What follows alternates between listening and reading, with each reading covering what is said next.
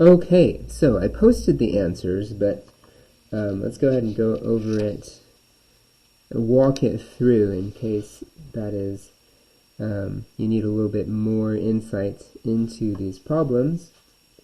You may have noticed there was there were two versions, one with 45 degrees and one with 30. In both cases, you're going to take your initial velocity and subtract it from your final velocity, which we know, the vertical, is simply the opposite of the initial upward, right? That's going to be the final downward velocity.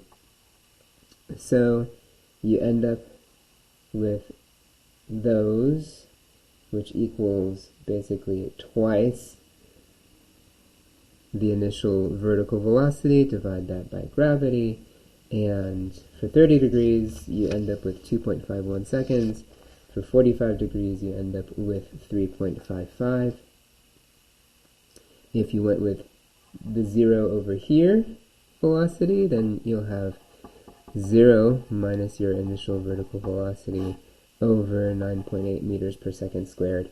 But then of course you'll multiply that by 2 to find out the entire length of time that this person is in the air.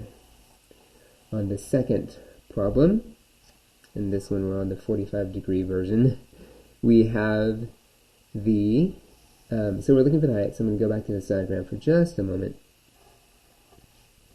If you're trying to find this vertical distance, then you're looking for the distance traveled in half of this time, right? Because remember, this is our total air time. So we're going to use half of that multiplied by the average vertical velocity, which there's your initial. Up here, of course, it's 0, and so that's where this comes from over here.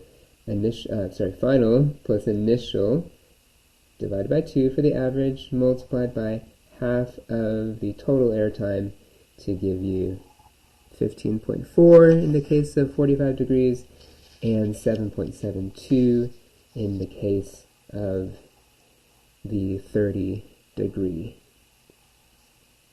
version. And then finally over here, this is the 30 degree, I believe, no, this is 45, okay? So we're taking the horizontal component, 24.6 cosine 45. We're taking the total airtime, the 3.55 from problem number 1, and multiplying those to get our range. At 30 degrees, and I think this was 2.51, I believe. Cosine 30, that was 53.5 meters.